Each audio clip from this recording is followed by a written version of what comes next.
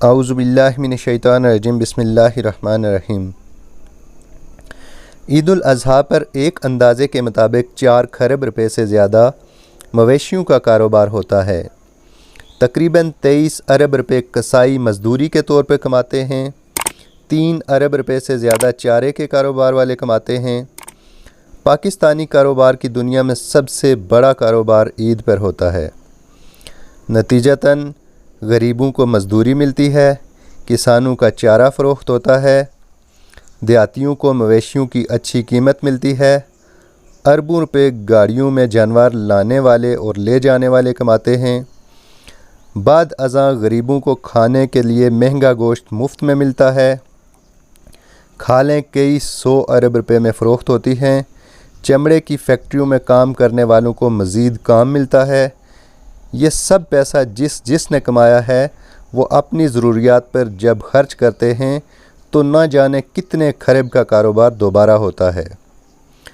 یہ قربانی غریب کو صرف گوشت نہیں کھلاتی بلکہ آئندہ سارا سال غریبوں کے روزگار اور مزدوری کا بھی بندوبست ہوتا ہے۔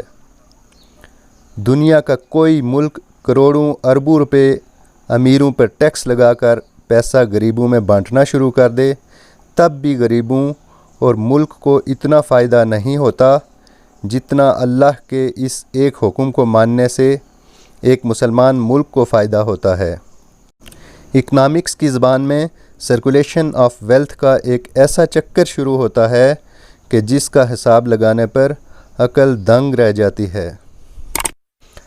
اللہ تعالیٰ نے قربانی کے جانوروں کو بڑا اعزاز بخشا ہے۔ آج کل الحمدللہ ہر طرف یہ بابرکت مویشی نظر آتے ہیں۔ جب بھی ان پر نظر پڑے تو تکبیر پڑھ لیا کریں، اللہ اکبر لا الہ الا اللہ واللہ اکبر وللہ الحمد۔ ہمارے آقا حضرت محمد مدنی صلی اللہ علیہ وسلم نے خود کئی برس بھیڑ بکریاں چرائی ہیں، ساتھ اپنی امت کو بھی ترغیب دی کہ وہ یہ حلال مویشی پالا کریں۔ مسلمانوں کی مضبوط معیشت میں حلال جانوروں کے کاروبار کا بڑا دخل ہے۔ فرمایا گھر میں ایک بھیڑ، دمبا یا بکری پالنا ایک برکت ہے، 2 پالنا 2 برکتیں ہیں، اور 3 پالنا برکات ہیں۔ نقد مال یعنی سونا، چاندی اور روپے اگر جمع کیے جائیں تو طرح طرح کے نقصانات کا خطرہ ہے، مگر جب ان سے یہ مویشی خرید لیے جائیں تو نفع اور برکت کے کئی دروازے کھل جاتے ہیں۔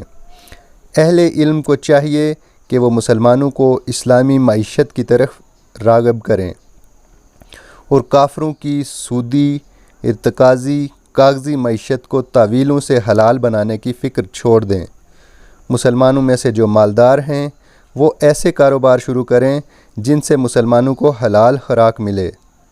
آج کل حرام خوری ایک ایک گلی اور ایک ایک گھر میں داخل ہو کر فساد مچا رہی ہے۔ یا اللہ اپنے حبیب صلی اللہ علیہ وسلم کی امت پر رحم فرما۔